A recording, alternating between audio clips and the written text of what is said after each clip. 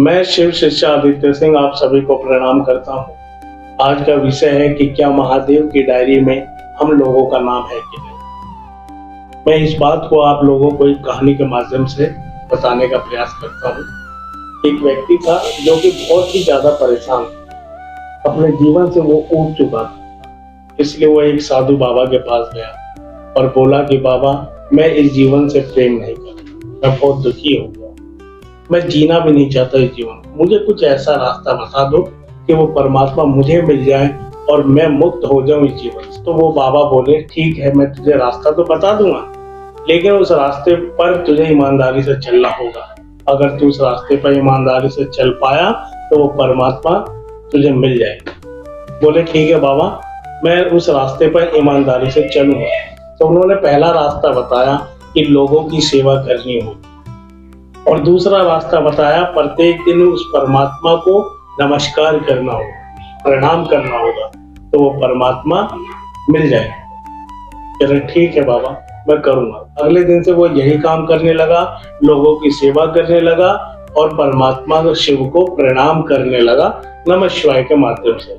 हर पल हर क्षण वो नमः शिवाय से अपने शिव को प्रणाम करने लगा। जब वो ऐसा करने लगा तो धीरे धीरे उसका मन बदलने लगा, मन बड़ा पवित्र होने लगा, उसके जीवन में बहुत ही अधिक बदलाव होने लगा। जैसे जैसे वो साधु के बताए हुए इस काम को करने लगा, उससे उसके जीवन पे बहुत बड़ा प्रभाव पड़ा। अब पहले से उसका जीवन बेहतर होने लगा, और जहां पर भी ज्यादा लोग उसका सम्मान करने लगे, और जहां भी ज्यादा लोगों को अच्छे रास्ते पर चलने के लिए प्रेरित करता, और लोग उसकी बहुत ही प्रशंसा करते, ऐसा कि वो जीवन को जीने लगा। एक दिन ऐसे ही खेत के पास एक पेड़ के नीचे बैठकर वो अपने परमात्मा शिव को प्रणाम कर रहे थे। तभी उन्होंने देखा कि एक व्यक्ति उनकी तरफ चला आ रहा है, जो कि बहुत ही तेजस्वी लग रहा है। उसके तेज को देखकर ये अपने आप को रोक नहीं पाया और उसके पास जाकर हाथ जोड़कर प्रार्थना किया कि आप कौन हैं। उस व्यक्ति ने कहा कि मैं देवदूत हूँ, मैं देवदूत, मैं उस ईश्वर का दूत हूँ, आदमी हूं। तो उसके पास एक किताब थी। तो बोले, ये आपके हाथ में कैसी किताब है? अरे, ये मेरे हाथ में जो डायरी है, ये डायरी में उन लोगों का नाम लिखा हुआ है जो लोग उस परमात्मा को प्रेम करते हैं, जो परमात्मा के लिए जीवन जीते हैं। उसने कहा, अगर आप बुरा ना माने तो एक बार क्या इस डायरी को मैं देख सकता हूँ?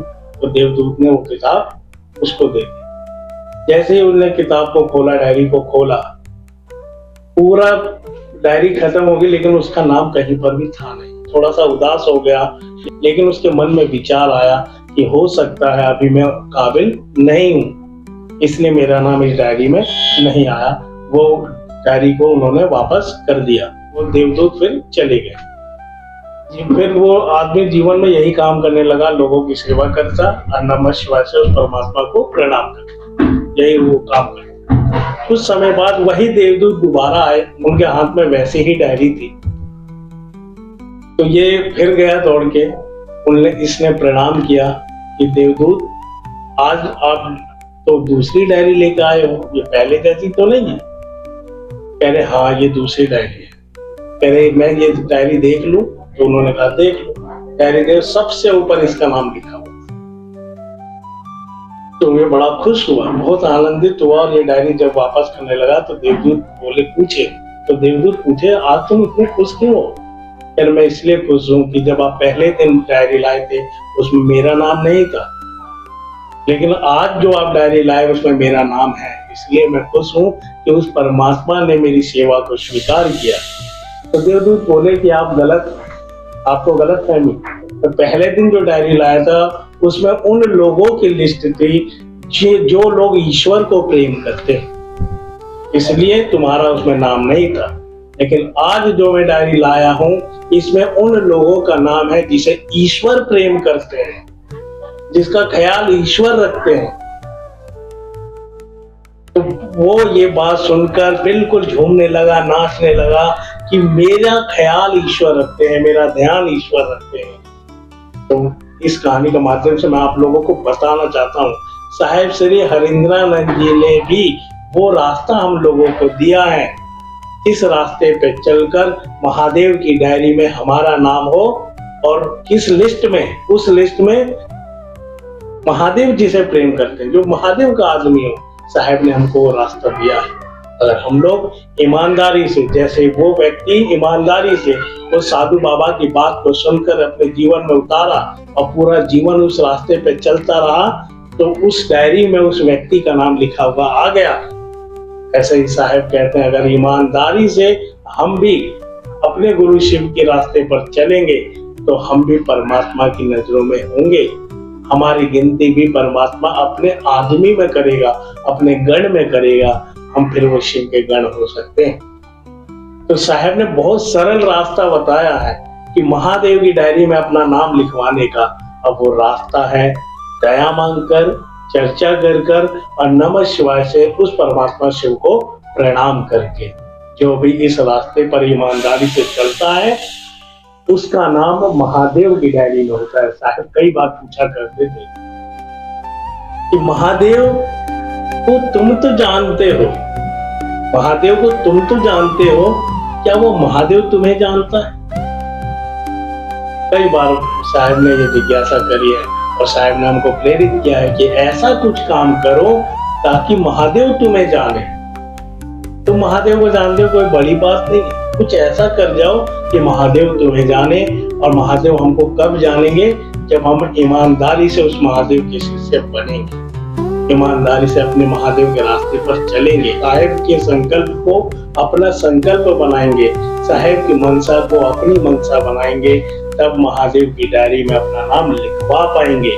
अगर आप लोग भी चाहते हैं कि महादेव की डायरी में आप लोगों का नाम लिखा जाए, वो भी स्वर्ण अक्षरों से, तो साहेब के बताए हुए रास्ते पर निरंतर चलते रहें। और इस बात का साहेब उदाहरण है कि साहेब उस रास्ते पर चले तो महादेव की डायरी पर उनका नाम लिखा गया, इसलिए आज दुनिया में साहेब पूजे जाते हैं।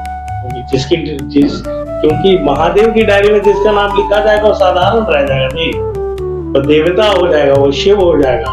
जैसे साहेब का नाम लिखा गया और साहेब शिव हो गए, तो साहेब ने हमें भी मौका दिया है कि हम चाहे तो अपना नाम महादेव की डायरी में लिखवा सकते हैं।